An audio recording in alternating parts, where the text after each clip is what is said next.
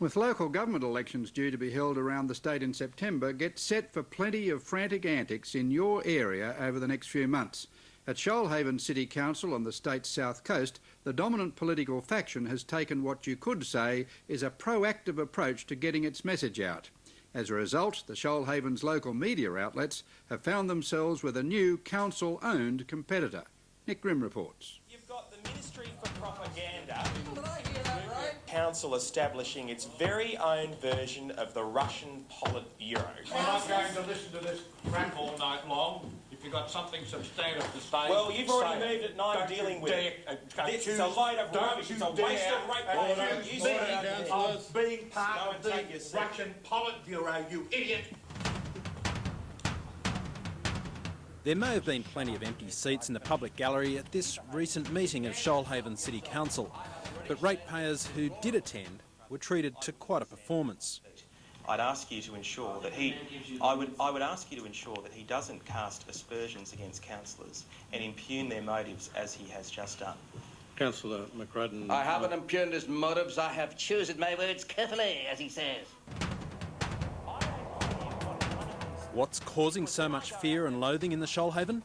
Well, it's this innocuous-looking publication known as the Shoalhaven Mail. Plans by Shoalhaven Council's dominant political faction to use it for spreading positive council news and information have created a furore on the south coast. It seems that the councillors to my right actually have a problem with transparency. Maverick councillor Gareth Ward has been the loudest critic of the plan to award the Shoalhaven Mail the lucrative contract to publish council information. Well, right from the very beginning I've been very concerned about this publication. Firstly because I don't believe the community felt that this was an appropriate way for council to produce propaganda at ratepayer expense.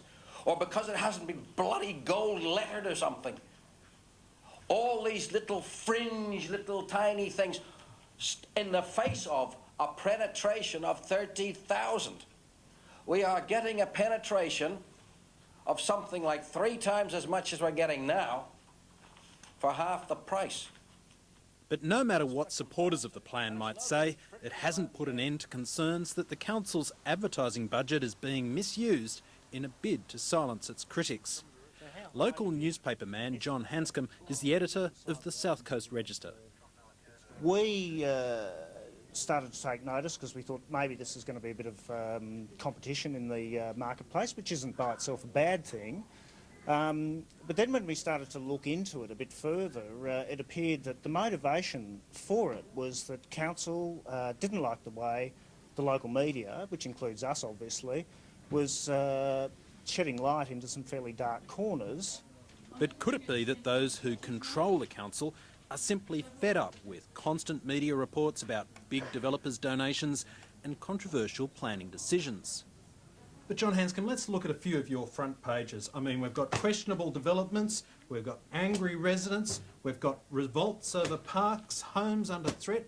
I mean, you've got to admit you have been giving the council a pretty hard time. We give the council fairly rigorous scrutiny. If it's a hard time, it's not our fault. It's issues that are brought to our attention by residents who say, look, we're not happy, you're the local newspaper, you should be looking into these issues. And we do that. When Stateline visited Nowra, issues of the Shoalhaven Mail appeared to be in short supply.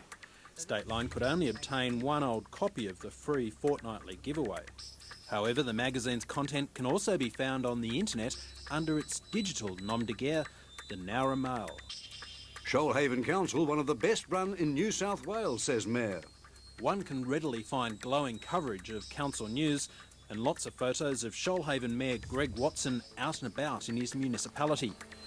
Meanwhile, political setbacks for his council faction, the Shoalhaven Independence Group, received the kind of spin that would do Shane Warne proud. Greg Watson gives Huskisson what it wants. This appears to prove that approximately 500 angry protesters, combined with hysterical media coverage, can derail almost any decision made by a council representing nearly 100,000 people. It appears to give a balanced view, but in fact is extremely biased towards the Mayor's independence team, who are funded by developers and who are growing more unpopular every day. Of course, many viewers will remember John Hatton, who as the former independent state MP for the South Coast fought a long campaign to clean up government in New South Wales. Now retired, he happens to be a local ratepayer, as is his good mate Mark Corrigan. Together they've vowed to wage a battle for good governance in their local area. And there's nothing in that article that can't be fully justified in my view. What particularly troubles them is the fact that the Nowra Mail isn't quite as independent of council as it might first appear. With the Nowra Mail, it doesn't seem to be commonly understood that it's owned by Southern Phone Company. Southern Phone Company was set up from funding from the federal government in 2002 to supply telecommunications to regional areas.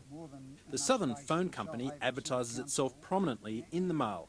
While it was set up with federal government funding, Southern Phone is itself owned by dozens of local councils in New South Wales. So the 40 councils in New South Wales own this publication, and most of the publicity in it, political comment, is in favour of Shoalhaven City Council. So they dominate the paper. That's what it appears.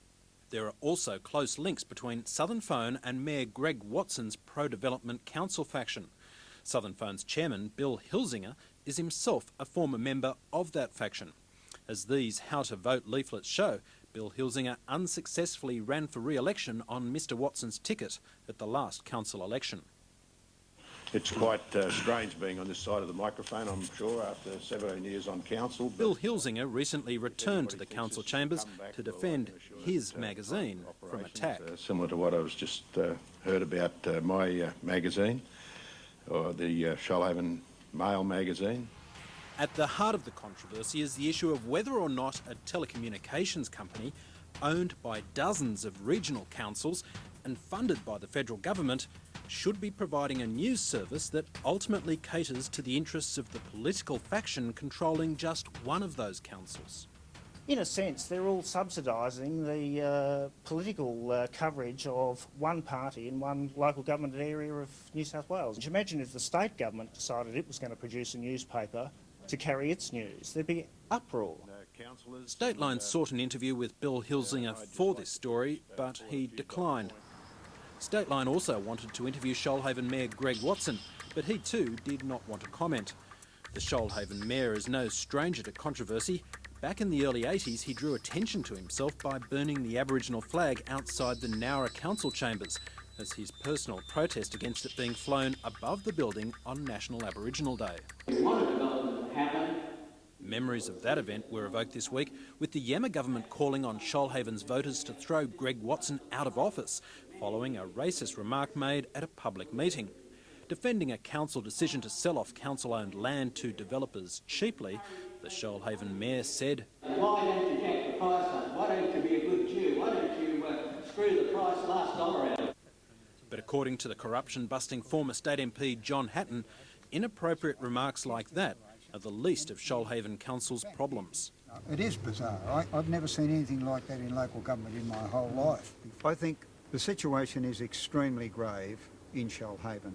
The signals coming out of there should make every citizen in New South Wales, as well as Shoalhaven, sit up and take notice and saying, why is this happening? I think the answer is obvious. So in your opinion, there needs to be more scrutiny of this council?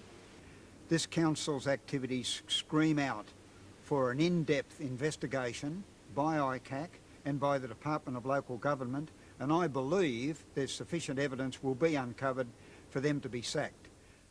Nick Grimm reporting. Last time we checked, the Nowra Mail website was yet to publish coverage of the storm created by Shoalhaven Mayor Greg Watson's recent remark about Jews. That's Stateline for this week. The 7:30 report will be back on Monday. Bye-bye.